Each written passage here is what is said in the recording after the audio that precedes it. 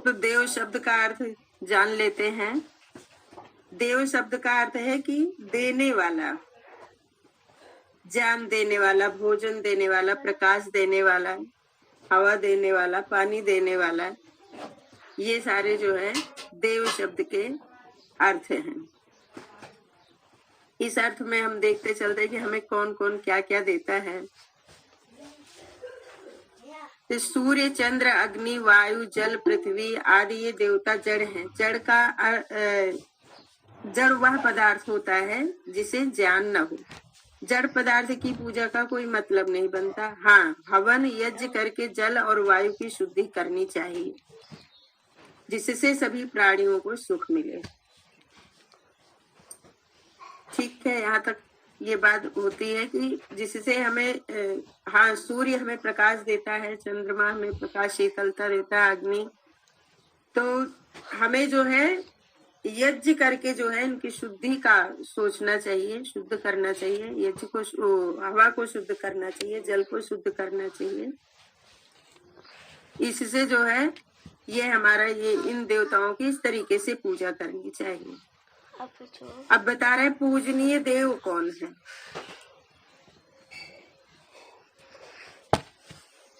पूजनीय देव जो है 5 हैं। पहले तो जो हमें जन्म देने वाली हमारी माता है, हम माता की पूजा करें। इसकी पूजा करने के लिए संतानों को तन मन धन से सेवा करके माता को प्रसन्न रखना चाहिए। कभी दुखी नहीं करना चाहिए, उनकी आज्ञा का उल्लंघन नहीं करना चाहिए। जैसा वो चाहती हैं कि हमारी संतानें ऐसी बने, वैसे संतानों को चाहिए कि बनने की कोशिश करें। तभी माँ का जो है, माँ का सम्मान होगा, माँ की पूजा हो पाएगी। अगला जो है, और ये भी कहा गया है कि माता जो है, माता की जो गौरव गरिमा है वो उच्च है।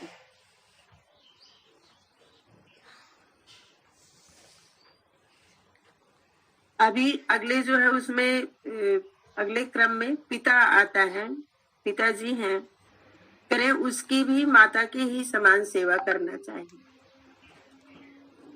क्योंकि माता पिता हमारे जो है ईश्वर के प्रतिनिधि के रूप में है। ईश्वर ने हमें अपने प्रतिनिधि के रूप में भेजा है। वो हर क्षण जो है हमारे बारे में सोचते रहते हैं, चिंता करते रहते हैं। जैसे वह परम पिता परमेश्वर हमारे बारे में सोचता रहता है, एक से बढ़कर एक पदार्थों को उपस्थित कराता है हमारे लिए, उसी तरीके से माता पिता की भी वही कार्य है। तो हम माता पिता की सेवा करके उनकी पूजा किया करें, उनका सम्मान किया करें, उनकी बातों का उल्लंघन न करें, उनकी आज्ञा का पालन करें। आगे है आचार्य। जो विद्या और सुशिक्षा को देने वाला है, उसकी तन मन और धन से सेवा करनी चाहिए। कहा कि गुरु गोविंद दो खड़े, काको लागे पाए, बलिहारी गुरु आपने गोविंद दियो बताए। तो वह आचार्य जो ज्ञान देने वाला है, जो हमें अंधकार से, अज्ञान के अंधकार से छुड़ाने वाला है, उसकी भी तन मन धन से हमें सेवा करनी चाहिए, पूजा करनी चाहिए। वो भी देव के अंतर्गत आते हैं। तो आचार्य को भी संतुष्ट करके, सम्मान दे करके, आज्ञा पालन करके, उनके उपदेशों को मान करके, उनकी बातों को मान के, मनन करके हम जो है उनकी सेवा, उनकी शुश्रूषा करके, उनको जो है संतुष्ट करके उनकी पूजा कर सकते। आगे है बताया कि इसी क्रम में अतिथि।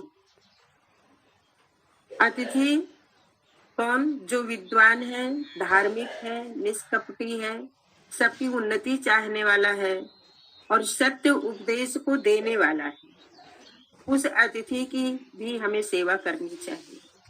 उस अतिथि को भी अपने व्यवहार से, अपने कार्य से, अपनी बातों से, अपनी सेवा से, अपने सम्मान से संतुष्ट करना चाहिए। और हमारे जो है ये जो हमारे पंच यज्ञ हैं वो इसी उसमें आते हैं। उसमें भी अतिथि यज्ञ है, बलि वैष्णुदेव यज्ञ है, पितृ यज्ञ है। तो इस तरीके से ये जो है हाँ, ये चौथे क्रम में आया अतिथि कि जो विद्वान है, धार्मिक है, हमें सत्य का उपदेश देने वाला है, सबकी उन्नति चाहता है, निष्कपटी है, तो उसकी भी हम पूजा किया करें। पांचवा है कि, और ये बहुत जरूरी भी है, स्त्री के लिए पति और पुरुष के लिए अपनी पत्नी भी पूजनीय है। इसको हल्के मन में न लेते हुए थोड़ा गहराई में हम इसको यदि इस पर मनन करते हैं तो इसका बहुत बड़ा प्रभाव हमारे समाज पर, हमारे परिवार पर, हमारे बच्चों पर इसका पड़ता है। हम देखते हैं जब परिवार में जो है हम एक दूसरे का सम्मान करते हैं तो बच्चे भी वो माता पिता का सम्मान करते हैं। जब हम एक दूसरे का सम्मान नहीं करते हैं, एक दूसरे की बातों को नहीं मानते, एक दूसरे की बातों को नहीं सुनते हैं, तो बच्चे भी हमारी बातों को नहीं सुनते। और यदि, क्योंकि घर ही एक इकाई है, पहली इकाई है समाज की, देश की, राष्ट्र की, यदि वह हमारा गृहस्थ बढ़िया होता है तो हम एक सुंदर समाज की भी कल्पना कर सकते हैं। और सुंदर समाज है, एक सुंदर राष्ट्र की भी कल्पना सार्थक होती है। तो इसलिए एक स्त्री और एक पुरुष एक दूसरे के लिए सम्मानीय हैं, एक दूसरे का सम्मान किया करें तो बहुत सारे जो है कलह क्लेश मिटने के कगार पर होंगे।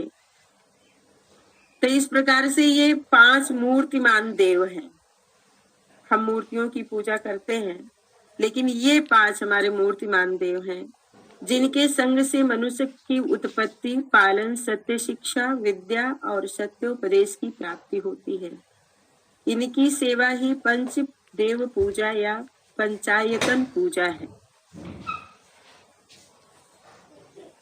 मन में ये सवाल आ रहा होगा कि परमेश्वर भी देव है और हम उसको इसमें छोड़ा जा रहा है, लेकिन ये बात नहीं है। वो तो सब, हमारा परमेश्वर सबसे बड़ा महादेव है और उसकी पूजा का तो सर्वोपरि है।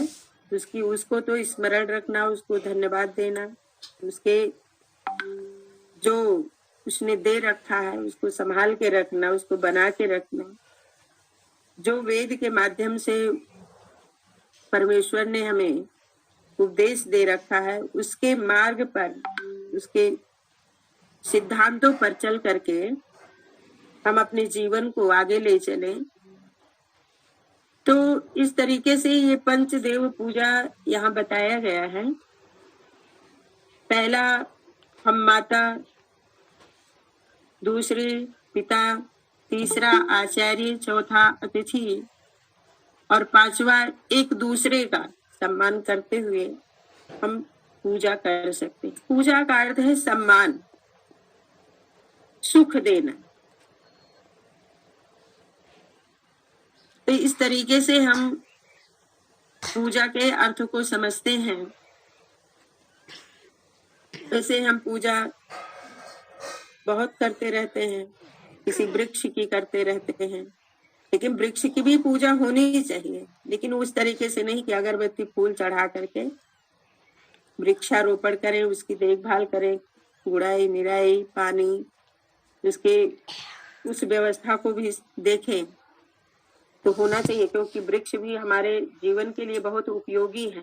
तो जिसका जैसा जो है, जो चाहिए, जिसके लिए जैसी जो आवश्यकता है, हम उसके लिए वह व्यवहार करें, उचित व्यवहार करें, ये सच्ची पूजा होती है।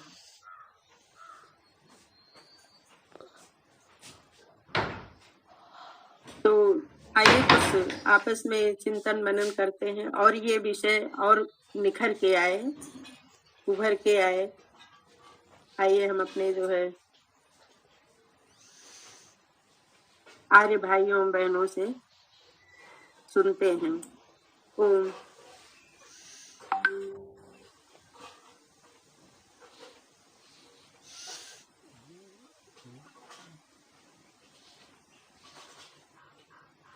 तनु जी, तनु बहन जी।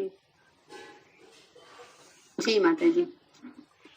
हाँ, कुछ आप भी अपने जो है इस पर चिंतन बताइए। हम मेरा एक प्रश्न है इस पंचायतन पूजा पे। ये पंचायत पूजा का अर्थ क्या होता है? मतलब इसमें तन शब्द जो जुड़ा हुआ है, इसका क्या प्रयोजन है इस शब्द के जुड़ने का? ये पंचायतन पूजा, ये पंच पूजा, पंचदेव पूजा के समूह को लेकर के शायद है ऐसा, मुझे भी बहुत स्पष्ट नहीं हो पा रहा है। लेकिन ये इनकी सेवा, ये पंचदेव पूजा या पंचायतन पूजा इसमें बताया जा रहा है। तो ये समूह को लेकर के ये शायद जो है बताया जा रहा है इसमें। जी माता, ये तो पंचदेवों की पूजा का इसमें बताया गया। जी। तो वो समूह का नाम ही पंचायतन पूजा है। ओम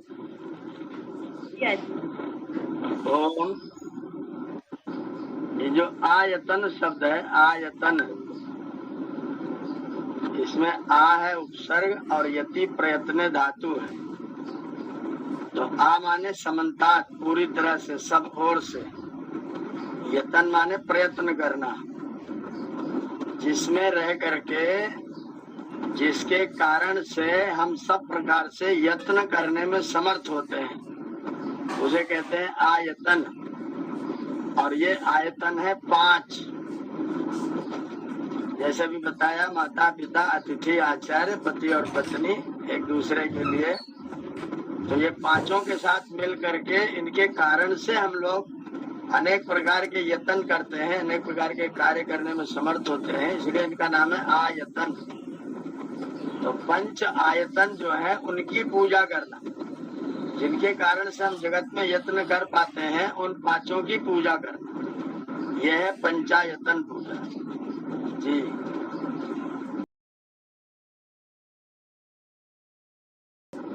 एक प्रश्न आता है, जैसे हम लोग कह रहे माता की पूजा करनी चाहिए, माता की सेवा करनी चाहिए, पर कुछ लोगों का तर्क है कि माता ने हमारे लिए जो किया वो तो अपने कर्तव्य का पालन किया, वो न करती तो उसको पाप लगता। तो उसने तो अपने पाप से बचने के लिए, अपने अकर्तव्य से बचने के लिए हमारा पालन पोषण किया है। उसमें हमारा क्या किया? वो तो अपने कर्तव्य का पालन करके अपना बनाया उसने। तो इसीलिए इसमें कोई माता को देवता मानने की जरूरत नहीं, ऐसा भी कुछ लोगों का तर्क है।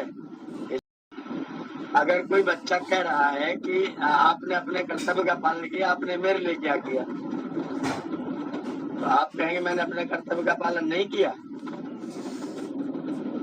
कर्तव्य का पालन निश्चित तौर पर है, लेकिन ध्यान दीजिए, जीवात्मा कर्म करने में स्वतंत्र है। जीवात्मा कर्म करने में स्वतंत्र है, फल भोगने में परतंत्र है। तो जो जीवात्मा कर्म करने में स्वतंत्र है, वो हमारे लिए कर्म न करता, वो भले उसको पाप लगता, भले उसको दंड मिलता या न मिलता, विवाह ही नहीं करता। वो तो इसमें स्वतंत्र है, और विवाह न करने में कोई गलत तो है नहीं, विवाह करना तो अच्छी बात है। अगर जो लोग विवाह नहीं करते कोई पाप तो करते नहीं है।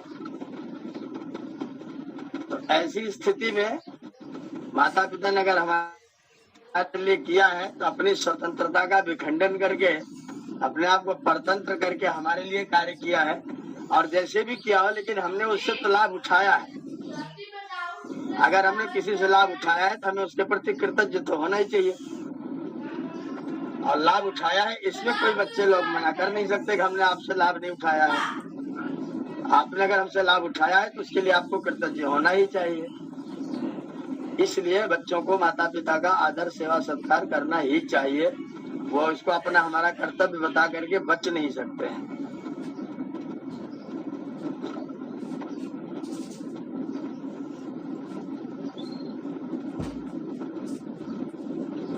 आचार्य ये प्रश्न में होता है कि यदि माता या पिता कुमाता हो जाए या माता कुमाता हो जाए तो उसमें बच्चों को क्या करना चाहिए? ये प्रश्न भी होता है जैसे क्या सीधा माता को माता हो जाए कि तो पुत्र को पुत्र हो सकता है, तो माता को माता नहीं हो सकती है। किंतु आज के समय में बहुत से लोग ऐसे कहते हैं कि माता भी माता हो जाती है कभी कभी। वो श्लोक है, कुपुत्रो जायेत क्वचित् कुमाता न भवति, लेकिन ये श्लोक ठीक नहीं है। ये श्लोक कोई सैद्धांतिक नहीं है। कोई भी व्यक्ति कु या सु हो सकता है, सुपिता सुमाता, कुपिता कुमाता लोग हो सकते हैं। तो कोई माता भी कुमाता हो सकती है, होती है, तमाम रोज उदाहरण मिल रहे हैं। एक से एक कुमाता है, बच्चों को कत्ल कर दे रही हैं। अभी नई नई ताजी बच्ची पैदा हुई, उस बच्ची के गले पर लोहे की खटिया का पाया रख करके दादी अम्मा बैठ गई कि तू दोबारा क्यों पैदा हो गई, दूसरी बच्ची क्यों आ गई। अब उसको अगर कोई व्यक्ति सुमाता कहेगा तो वो तो अपनी दुर्बुद्धि का ही प्रयोग करेगा। तो कुमाता कुमाता हो सकती है, और कुमाता अगर कुमाता है तो अपने पाप कर्म का दंड भोगेगी, वो अपने पाप कर्म का दंड खुद प्राप्त करेगी। अगर कोई माता अपने आचरण का, अपने कर्तव्य का पालन नहीं कर रही है, लेकिन उसने मेरा तो पालन पोषण, मुझे तो दूध पिलाया, मुझे तो तेल बुकवा किया है, मुझे तो कपड़े पहने हैं, जैसा भी किया, जैसे उसकी बुद्धि थी, उसका विचार था, उसने वैसा किया, लेकिन मेरा तो पालन पोषण किया है। इसलिए कैसी भी माता हो, उसके लिए अन्न, उसके लिए वस्त्र, उसके लिए छाया, घर, ये 3 चीज, और बीमार होने पर औषधि, ये 3 चीज देना हमारी कैसी भी माता उसके लिए कर्तव्य है।